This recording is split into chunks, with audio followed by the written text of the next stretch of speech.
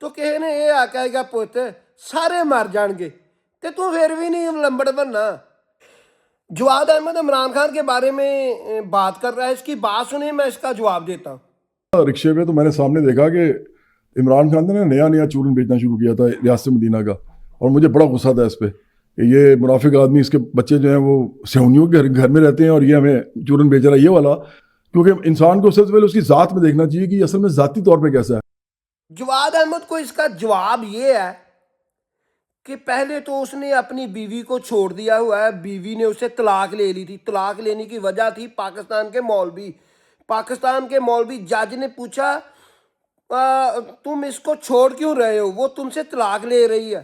عمران خان نے جج سے مخاطب ہوتے ہوئے کہا کہ مولوی اس کو پاکستان میں رہنے نہیں دیتے اور میں پاکستان چھوڑ نہیں سکتا، اور اس لیے اس نے بیوی چھوڑی، بچے ماں کے ساتھ چلے گئے، اور اس وقت جمیمہ گولڈ سمتھ کی آدھی جائیداد انگلینڈ کے قانون کے مطابق عمران خان کو ملتی تھی۔ عمران خان نے عدالت میں کھڑے ہوئے ہوتے جج سے کہا کہ یہ جو تمام جائیداد ہے نا آدھی، یہ بھی جمیمہ کو دے دو کیونکہ بچے ان کے پاس ہیں۔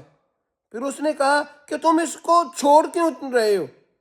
اس نے کہا کہ یہ پاکستان ہی رہنا چاہتی کیونکہ پاکستان کے مولوی نہیں رہنے دیتے، اور میں پاکستان کو نہیں چھوڑ سکتا۔ اور یہ جو جواد احمد ہے یہ سمجھ رہا ہے کہ میں نواز شریف پر بات نہیں کروں گا، پاکستان کے اداروں پر بات نہیں کروں گا، زرداری پر بات نہیں کروں گا، کرپشن پر بات نہیں کروں گا، اکیلا عمران خان پر کیچڑ اچھال کر میں وزیر اعظم بن جاؤں گا۔ تو کسی نے یہ آکھا کہ پت سارے مر جان گے تے تو پھر بھی نہیں لمبڑ بننا۔ انہیں لمبڑ نہیں بننا، یہ جو مرضی عمران خان تے تہمت لا لے، شرم ہے مگر آتی نہیں ہے۔